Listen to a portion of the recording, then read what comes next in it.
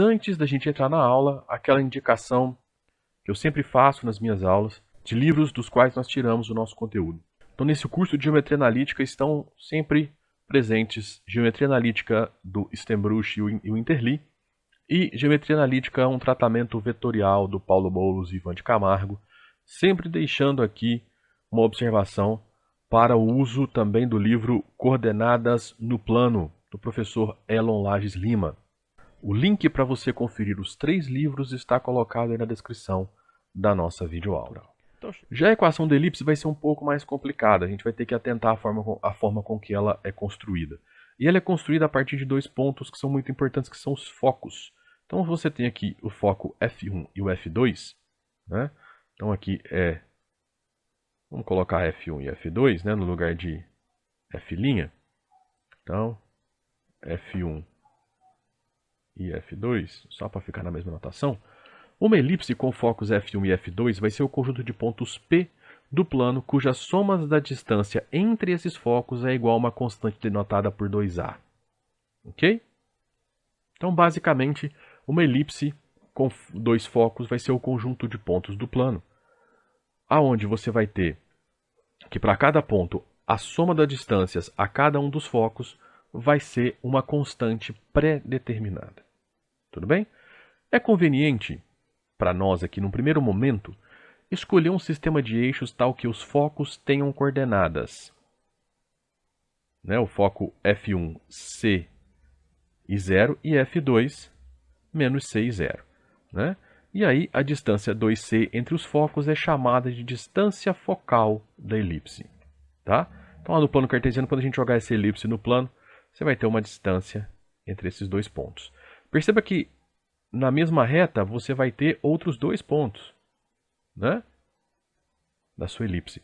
E se você encontrar qual é o ponto médio aqui e traçar nele um segmento perpendicular, você vai ter outros 2 pontos bem importantes para nós, tá? Que vão ser chamados de vértices da elipse. Um ponto P pertence à elipse quando?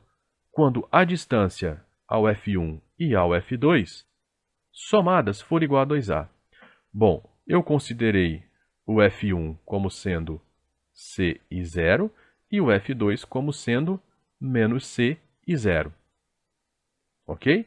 Então, eles são 2 pontos do plano.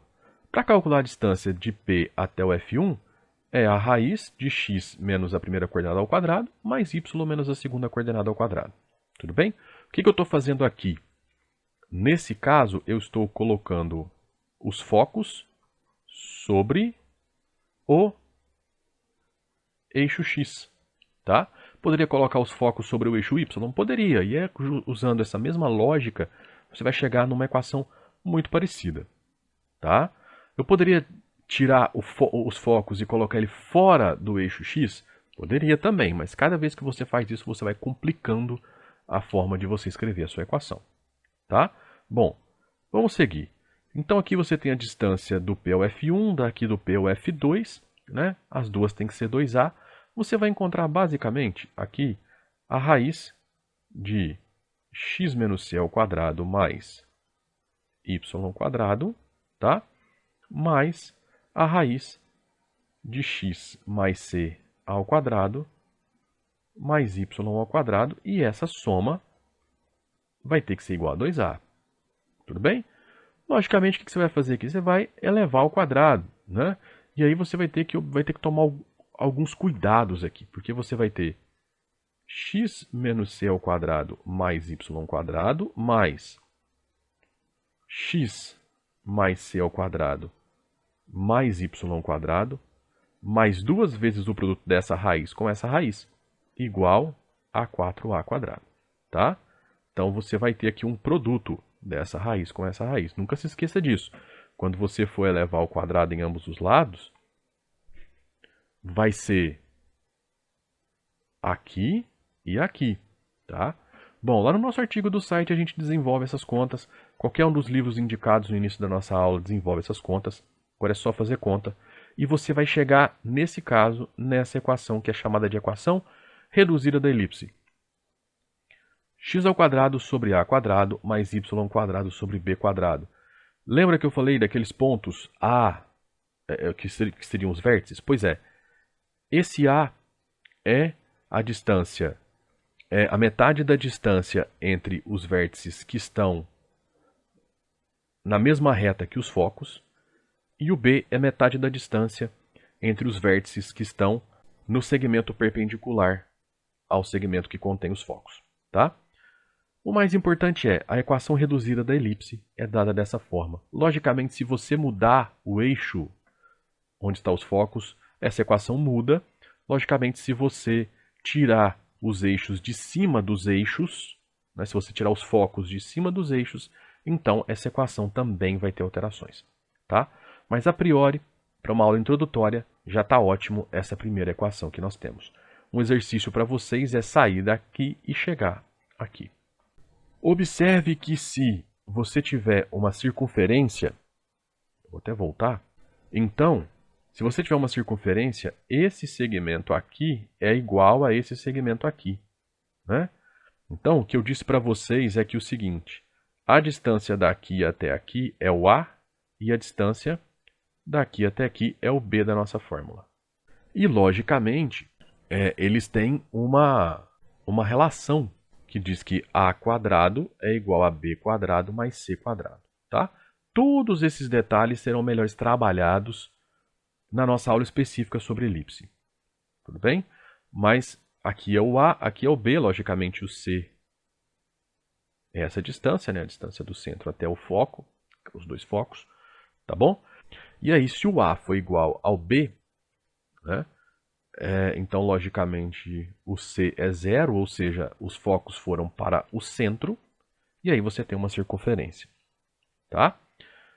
Porque o que acontece? Se o A é igual ao B, vamos chamar A igual a B igual a R, então você teria R quadrado, pode colocar o R em evidência, multiplicar aqui x ao quadrado mais y ao quadrado, igual a R quadrado, seria a circunferência com centro em 0, 0 e raio 1. Ok? Desculpa, centro em 0, 0 e raio R. Tá? Então, logicamente, estamos falando de um caso particular aqui nessa equação da elipse. Tá? No começo pode soar confuso, mas à medida que a gente for aprofundando nas próximas videoaulas, isso vai ficar um pouco mais fácil de absorver. Ó, é fácil verificar que os pontos A, que é A e 0, A', que é menos A e 0, então que você tem o ponto A, o ponto A', o ponto B, que é 0B, e o ponto B', que é 0 menos B, que são chamados de vértice, pertencem à elipse. E aqui você tem uma relação bem interessante. Por quê? Porque esse ponto ele está exatamente na mesma linha do centro da sua elipse. Então, basicamente, o que você tem aqui? Você tem um lado em comum, um ângulo e os dois que têm um lado que mede C. Por congruência de triângulos, esses dois lados têm que ser iguais. Bom, mas a distância daqui até aqui, somada com a daqui até aqui, tem que ser 2A, porque é um ponto da elipse. Logo, esse segmento mede A. Foi isso que eu estava comentando naquele outro slide. Os segmentos A', ou seja, que ligam esses dois pontos, né, que estão na mesma reta suporte dos focos, são eixos de simetria da elipse. Então, o segmento B, B' também, tá? E são chamados de eixo maior, tá? Que é o A', e eixo menor, o transverso. Logicamente que se você colocar os focos sobre o eixo Y, essa elipse vai girar 90 graus. Se você mudar o centro da elipse para qualquer outro ponto do plano, então você vai fazer aí translações, né? Ou rotações, ou translações e rotações, dependendo de onde você coloca os seus focos, tá? Se o eixo focal ele for paralelo ao eixo X ou ao eixo Y, a gente consegue uma equação muito similar à que a gente tem, que a gente encontrou, tá? Insisto, todos esses detalhes serão melhor trabalhados com muito mais calma nas nossas aulas específicas para cada uma dessas seções cônicas. Então era isso que eu tinha para falar sobre cônicas, né, sobre seções cônicas nessa aula introdutória sobre o tema. E eu quero saber se você gostou dessa nossa aula. Se você gostou da aula, eu peço para você apoiar esse nosso projeto, curtindo a aula, compartilhando com seus colegas, se inscrevendo no nosso canal, Se você quiser apoiar ainda mais esse nosso projeto de divulgar a matemática de forma gratuita, faça um Pix para nós. Chave Pix está aí. E todos os Pix que são enviados para nós a gente usa para pagar os gastos para manter o site no ar e também com o canal. Na descrição você encontra todos os links para os artigos do site usados nessa aula, bem como a chave Pix se você quiser copiar, tá?